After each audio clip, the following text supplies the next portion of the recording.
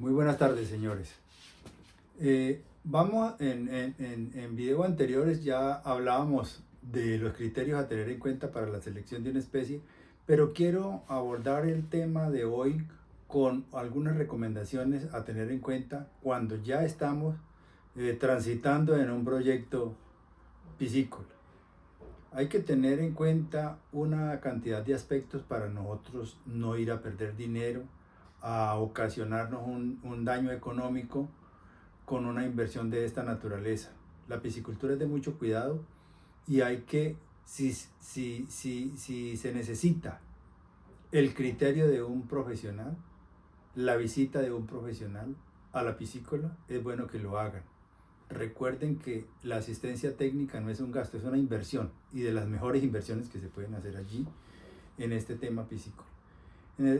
La acuicultura, la piscicultura es uno de los sectores agropecuarios más rentables, pero hay que conocer algunos detalles para no ir a hacer una embarrada, como decimos nosotros coloquialmente, en el sector agropecuario. Hay un aspecto importante que yo como asesor le digo al empresario, es que tengamos allí donde tenemos la piscifactoría una red eléctrica, que tengamos allí energía. Es muy importante, tanto si estamos trabajando produciendo alevines, si estamos trabajando con ceba, etcétera, etcétera. Para todas esas actividades nosotros necesitamos energía eléctrica. Si estamos con ceba, necesitamos energía eléctrica. Si estamos trabajando con la producción de alevines, necesitamos energía eléctrica. No nos vayamos a meter en un proyecto piscícola y que no dispongamos de luz. Como disponemos de luz, pues también tenemos que tener allí algunos aparaticos que nos ayudan mucho para que nuestro proyecto no se vaya a tierra porque alguna cosa de esa nos falte. Nosotros tenemos que tener disponibles allí en la piscifactoría una serie de elementos que son los que nos dan la mano cuando alguna eventualidad negativa nos ocurra. Por ejemplo, tenemos que tener algunos elementos de refrigeración, de congelación.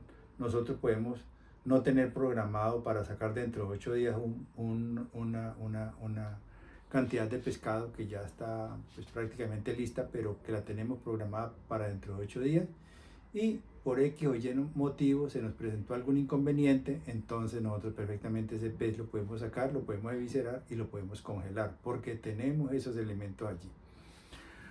Hay una cantidad de elementos que nosotros debemos de tener siempre allí en la piscícola. Nosotros debemos de tener algunos elementos importantes para el buen desarrollo del proyecto. ¿Cuáles son esos elementos importantes? Nosotros, si estamos trabajando con ceba, pues tenemos que tener las herramientas necesarias para desarrollar la faena de evisceración.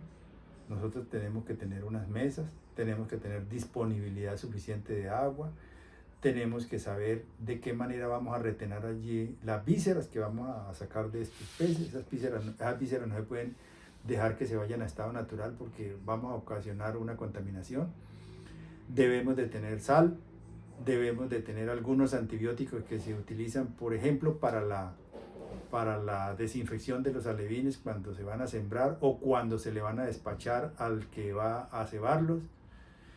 Tenemos que tener algunos elementos importantes a criterio de un profesional que nos esté asesorando para que nos diga, bueno, yo qué es lo que debo de tener aquí en la finca, aquí en la piscifactoría, para afrontar el desarrollo de un proyecto de esta naturaleza. Es muy importante que el diseño que se vaya a llevar a cabo allí sea un diseño que sea competitivo, un diseño que le garantice a todos los lagos, a toda la batería que tenemos de lagos allí, el suministro permanente de agua. Tenemos que cuantificar la cantidad de peces que podemos sembrar en X lago. Que el lago es de 400 metros, que el lago es de 1000 metros, que el lago es de 500 metros. Nosotros debemos de saber exactamente cuánto flujo de agua nos llega a esos lagos, que nos llegan 60 litros por minuto, que nos llegan 100, que nos llegan 10. De esa cantidad de agua que llegue y de la extensión del lago depende de la cantidad de alevines que podemos sembrar allí. No nos emocionemos porque alguien que no tiene la estructura, no tiene la academia necesaria para que nos diga exacto cuántos son los alevinos que podemos tener allí. Hay que estar bien asesorados, señores. Es mejor estar bien asesorados y no sembrar unos alevines y dentro de 2 meses o 2 meses y medio, 3 meses, pues ahí está el empresario diciendo, no, que hoy, ¿cómo le parece que a las 7 de la mañana todos los peces estaban jeteando? ¿Por qué estaban jeteando? Pues por deficiencia de oxígeno. Y eso es letal porque si no solucionamos un problema rápido, se nos pueden morir el 30, el 40, el 50% o todos los peces que tenemos allí porque hicimos una valoración mala de la cantidad, de la densidad de peces que podemos tener en este cuerpo de agua. Entonces es muy importante saber eso. Señores, la cantidad de peces que se pueden tener en un lago depende de 2 cosas. Primero, la extensión del lago, de la piscina donde los vamos a sembrar. Y segundo, de la cantidad de agua en litros por minuto que nos está llegando por ese caudal a ese lago. Entonces nosotros tenemos que tener esos 2 aspectos importantes, tenerlos cuantificados, que la persona nos diga qué tan grande es el lago y nosotros exactamente en metros cuadrados le digamos es tantos metros. Que nos pregunten cuántos litros por minuto le llegan a ese lago, tantos litros por minuto. Esos dos aspectos, esa información es demasiado importante para que se la digamos a la persona que nos está asesorando. La persona que nos está asesorando puede decirnos algunos elementos sin necesidad de que visite la piscifactoría. Él nos puede hacer ese tipo de preguntas. ¿Qué tan grande es el lago y cuánta cantidad de litros por minuto le llegan a ese lago? Con esas 2 respuestas que nosotros le digamos al profesional, él ya tiene una herramienta suficiente para decirnos es esta la cantidad de alevinos que vas a sembrar a ese lago. Claro que hay algunas situaciones donde hacen un prelevante y luego de ese prelevante llegan finalmente a los lagos donde se va a realizar la ceba. Bueno, todas estas cositas es para orientarlos a que no cometamos errores cuando vamos a emprender un proyecto de piscicultura, porque la piscicultura es de mucho cuidado. Hay que saber el comportamiento del agua que nos está abasteciendo nuestra piscícola.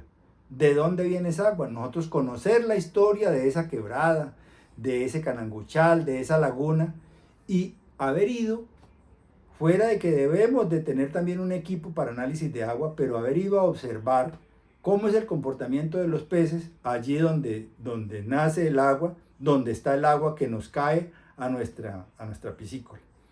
Preferiblemente esa llegada de esa agua debe de tener algunos tamices para seleccionar o no dejar pasar algunos peces nativos que pueden ser perjudiciales para nuestro sistema, para nuestra piscifactoría. Por ejemplo, los guppies. El guppys salvaje es un animalito muy pequeñito, come muy poquito, pero entran son cantidades y se reproduce masivamente. El famoso Oplias malabaricus, que es muy presente en los cananguchales, que es el dentón, el muelón que nosotros llamamos. El pequeñito no hace mucho daño, pero el más adelante puede ocasionar consumo de oxígeno y de pronto nos ataca a la especie que tenemos allí sembrada. Entonces nosotros debemos conocer la historia de esa quebrada, de ese río, de esa laguna. Que no sea que ese riachuelo pasa aguas arriba por un cultivo al que le están echando algún herbicida, al que le están echando algún fungicida, al que le están echando algún plaguicida, que por escorrentía en una lluvia caiga al agua que nos suministra a nosotros y nosotros ocasionemos un envenenamiento a los peces que nosotros tenemos sembrados. Todo eso es importante tener en cuenta. Hay que ver también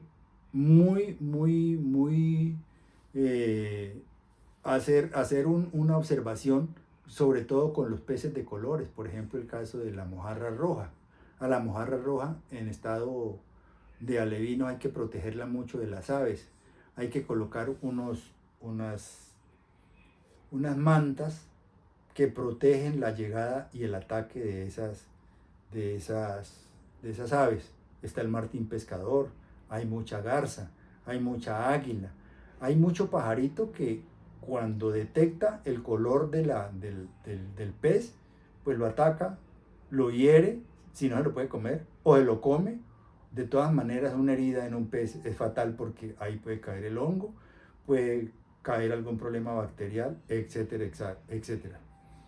No olviden, señores, suscribirse a nuestro canal, activar la campanita y compartir este contenido con todas aquellas comunidades o aquellos piscicultores que les interese este tema acuícola.